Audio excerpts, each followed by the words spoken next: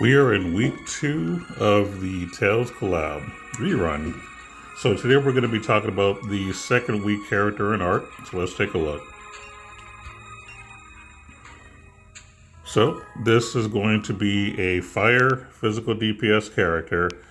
I will tell you right now that if you want to use him at his highest potential, you need to equip a fire sword. That's the number one most important thing that you need to understand when you're building this character. All right, so let's take a look at his traits. Oh, I guess I'll look at his summary real quick. Nothing really much to note. This is kind of the basic elemental resistances you would see for a character like this. Lots of fire resistance, and then of course he's weak to ice. That makes perfect sense. In terms of elements, he's nil to stun and curse, which is great. Everything else doesn't particularly matter too much. The resistance to blind is okay. Moving along. As far as his traits are concerned, this is a character that uses the overlimit buff. Now, when you don't have the buff, what'll happen is whenever you use a skill with your fire sword, you're going to use 10% of your max HP to increase your damage by 50% and some damage cap. If you have the buff active, though, the way you activate his buff is you have to do like skill attacks 5 times, if I'm not mistaken.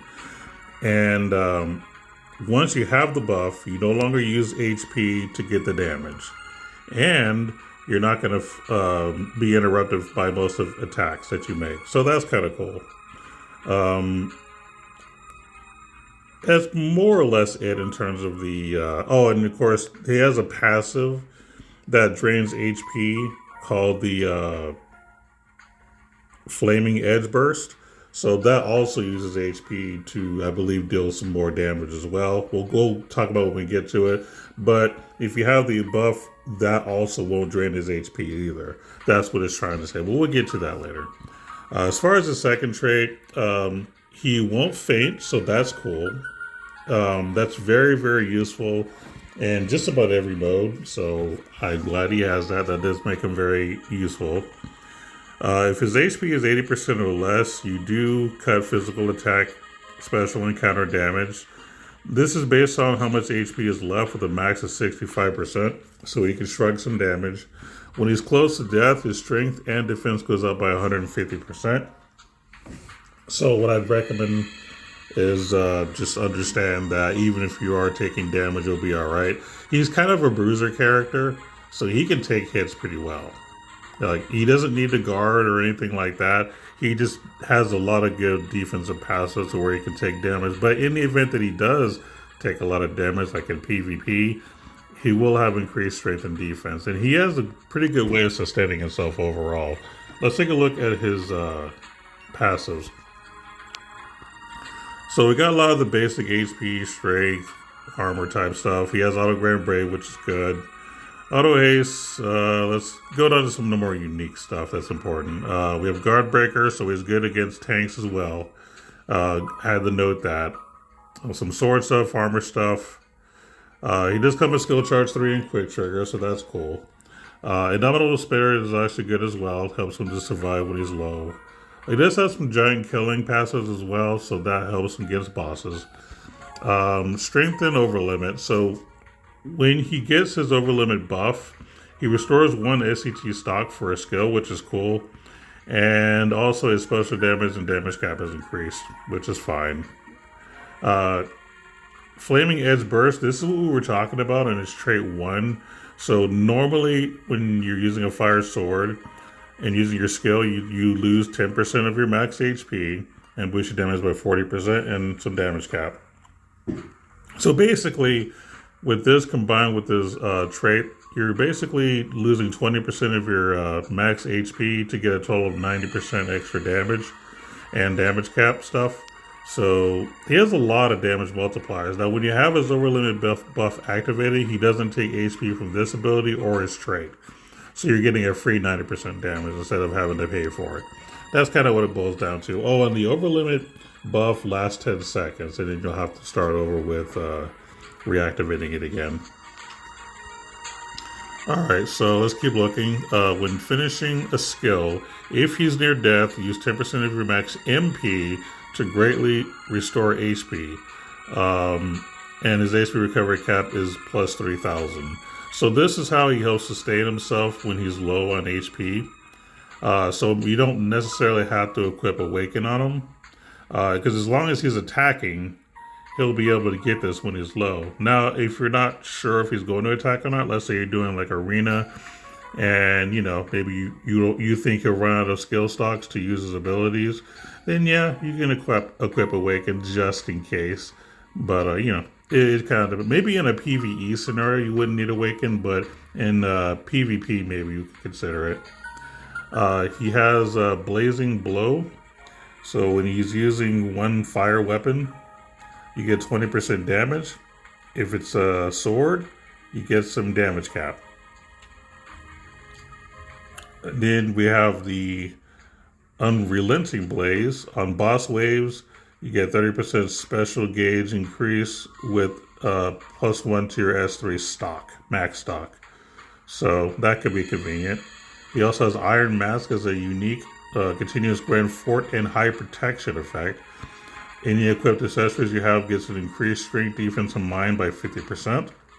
So that's useful. Again, the high Grand Fort and high protection will help him to be a good bruiser for being able to take damage and deal damage. And of course, he has some transcend passives. He gets some one weapon damage cap. He gets special boost. He gets some damage, physical damage reduction. He gets some armor, defense stuff. If you're using a fire weapon, he gets more damage and damage cap, some more damage multipliers, and of course, giant killing to help against bosses.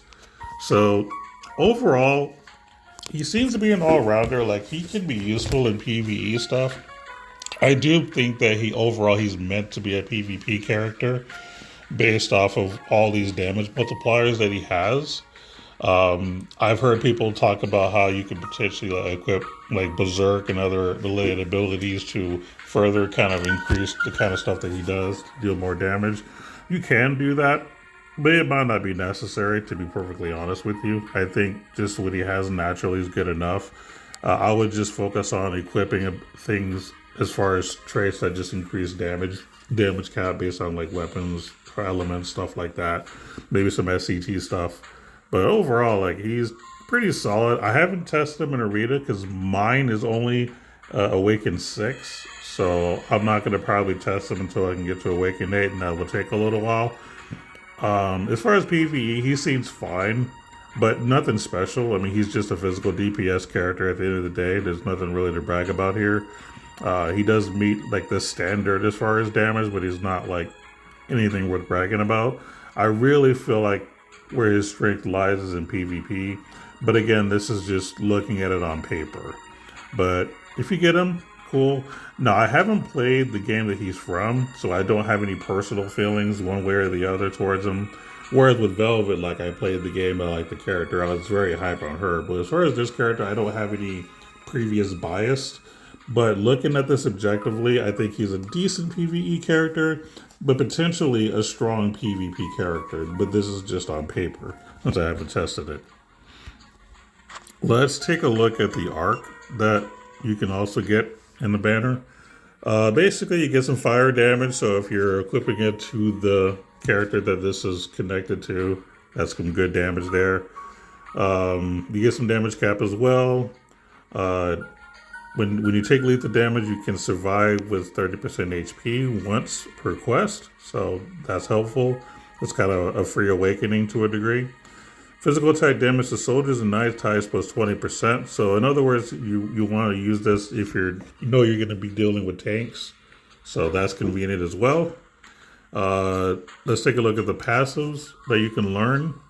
Living on the Edge is probably okay for the character that this is for, because ideally if he is going to PvP, he's going to be like close to death a lot. So he'll get some extra damage multipliers potentially. Fire Chance 2 just makes sense. Revenge Brave, fine. This one that I'm not going to read because it's a long one, I find this funny.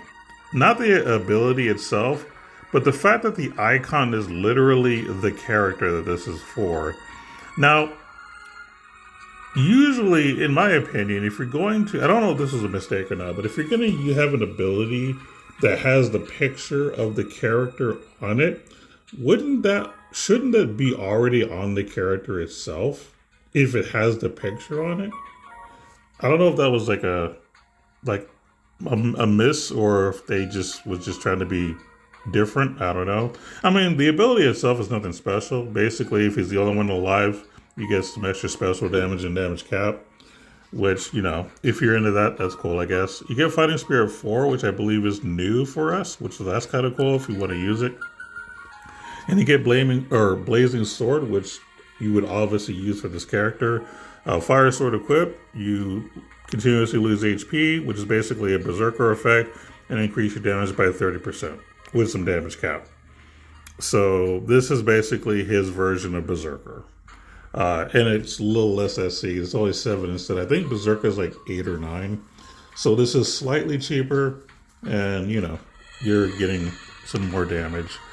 Overall, these are okay. Like I said, you can tell this arc was meant for the character, which I think is fine because that's how arcs should be. They should, for the most part, match the character that's on the same banner. Let's take a look at the Ether Reward. So this is an accessory. You get some okay stats. You get some fire resistance, which kind of makes sense. Fire damage was 15%. Honestly, I will say this is actually a decent Ether Reward. I don't know if we have a lot of accessories that just give you like 15% damage. So that's pretty good. That could be good for this character. It could also be good for 9S, the shift version.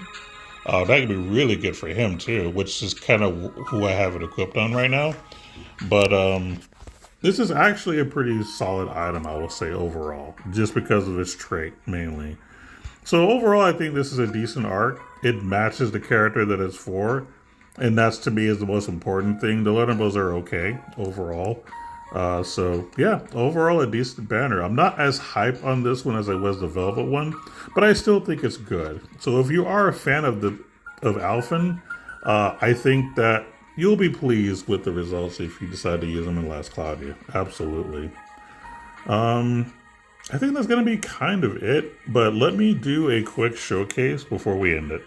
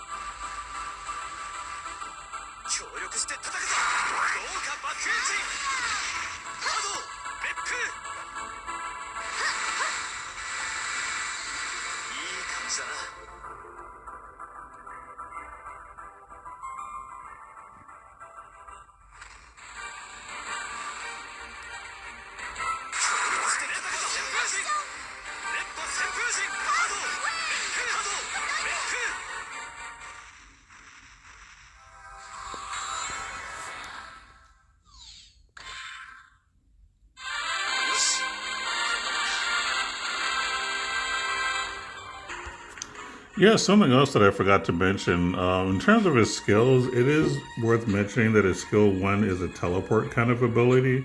As you saw in the Bahamut fight, I think he teleported behind him, which prevented Bahamut from actually knocking him back, which was kind of convenient. So he is a very interesting character overall. That is kind of something a little unique compared to most characters, so it's kind of worth pointing out. But overall, I think he's just a good character, just in general. Again, I'm not as hype on this guy as I am with Velvet, but I still think he's pretty solid. So if you did pull him, definitely a good pull. All right, that's going to be all for today. I didn't think this was going to be too long because I didn't really have much to say about him, but he's pretty cool if you like him. Take care, everyone.